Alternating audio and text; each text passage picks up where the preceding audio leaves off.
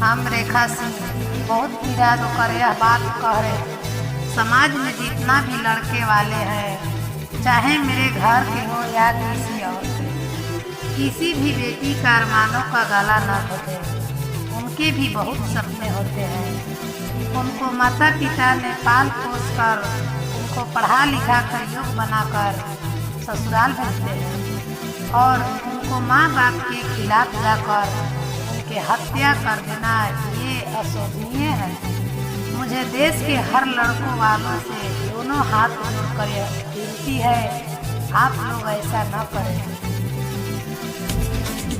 छूटली नाही हाथ की मेहंदी, छूटली नाही हाथ की मेहंदी, नाता चली गईलू तोड़ के, काहे चली गईलू बेटी दुनिया के छोड़ के, काहे चली गईलू बेटी हमनी के छोड़ के।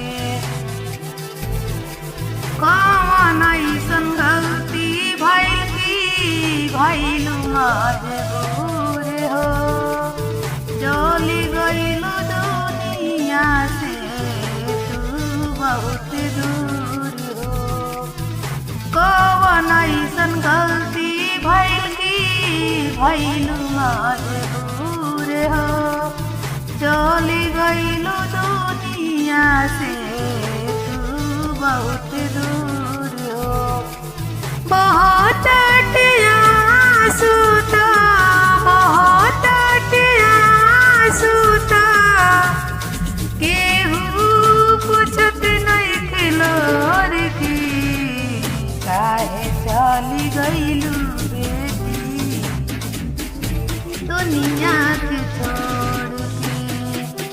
लिखलन विधाता कैसन तोहरा नसीब की, बेटी हो के जनम दिहलन घर में गरीब की।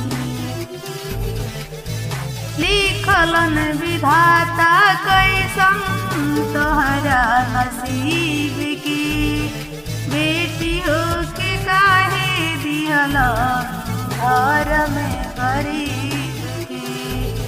कुछु ना बतवलू बतिया, कुछु ना बतवलू बतिया, गईलू हवा की मोड़ की, काहे चली गईलू बेटी हमनी के छोड़ के। बहू के सुनत नहीं थी प्रशासन बतिया, बहू समझ के लोगवा कर दूर गतिया। बेटी के सुनत नहीं थे प्रशासन बतिया, बहू समझ के लोगवा कर दूर गतिया। गावेली रेखा बिटिया, गावेली रेखा बिटिया, दोनों हाथवा के जोड़ के, काहे चली गईलू बेटी हमनी के छोड़ के, काहे चली गईलू बेटी दुनिया के छोड़।